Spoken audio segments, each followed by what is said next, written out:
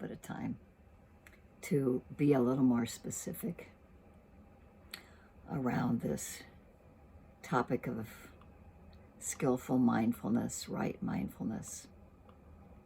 How the Buddha found so many ways of addressing different kinds of people and personalities for how to understand the importance of mindfulness. And he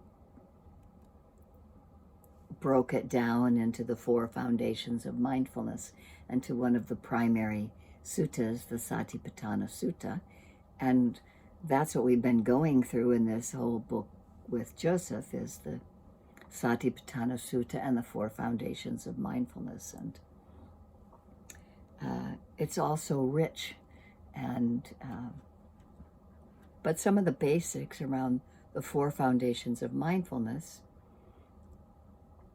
are the mindfulness of body, mindfulness of feelings, mindfulness of mind, and mindfulness of mental objects. And so that's pretty much why we begin with mindfulness of the body, and particularly of the breath, and meditating on the breath, giving our body and mind a little chance to settle down. And he goes into quite a lot of detail about mindfulness of breath in that Anapanasati Sutta that I've talked about before, the inhale, noticing the length of the inhale and the exhale, and what happens at the top and the bottom of the breath, noticing tension that occurs in the body, and a lot of those things that I touched upon in our meditation time. And there's also, in mindfulness of the body, is mindfulness of posture, sitting, standing, walking, lying down. So I enjoyed having us get up and walk for a few minutes of just noticing the physical elements that make up the body and the things that we contact, what arises, where we might feel more heaviness or solidity of the earth element when we're walking, and how we might notice that the mental factors can become predominant while we're walking, and we bring ourselves back to that pressure of the feet, or maybe awareness of our body and space.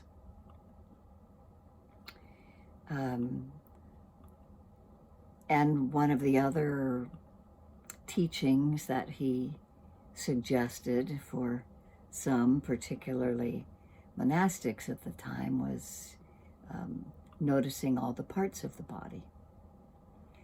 That there are the 32 parts of the body, and there can be meditation on each of the parts of the body.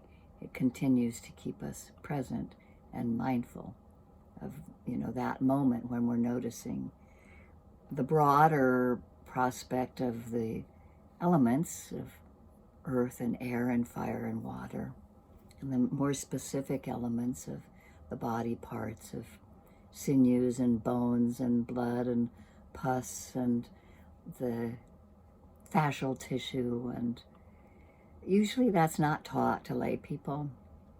It gets a little too complicated and it's hard to understand.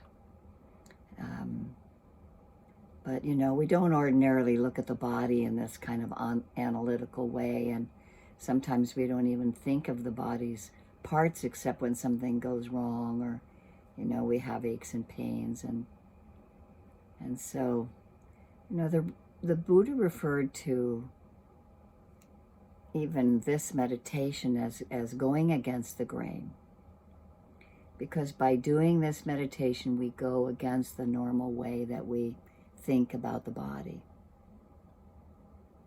And I'm sure you notice as we get older that we have these feelings of sometimes loathing, or maybe that's kind of a strong word, but when we think about certain parts of the body, and that we sort of carry these parts sometimes inside our bodies sort of unwillingly, and or sometimes we attach to something being very dear, something else we might have discussed about. And so just recommending that us as the meditator can dissect the body into these 32 parts of, 20 of them are solid and 12 of them are liquid. There's the head of the hair, the body hair, the head hair, the body hair, the nails, the teeth, the skin, the flesh, the sinews, the bones, the marrow, the kidneys, the heart, the liver, the diaphragm, the spleen, the lungs, the intestines, the bowels, undigested food, feces, the brain. Those are the solid. And the liquid are bile, phlegm, pus, blood, sweat, fat, tears, grease, saliva, mucus, oil of the joints like synovial fluid, and urine. And he also listed 10 bodily processes that are associated with the fire and with air. So there's a lot more detail around all this, but suffice it to say, understanding in the 4 foundations of mindfulness that mindfulness of the body is that first quadrant. And it's where we stay a lot when we focus our attention on the breath and on lifting, moving, placing. It's just one of those arenas of being able to have mindfulness, come to the fore and be present. And our body is one of the most obvious places to start, and it keeps us from roaming off too far in thought. So there's more to it, and I think each time we'll go over like mindfulness of the 4 foundations of mindfulness a little bit now. So I just wanted to touch upon mindfulness of the body, the breath, and the parts of the body for today. And then just have a little conversation and see how some of that lands for you, and maybe what it was like for the meditation today.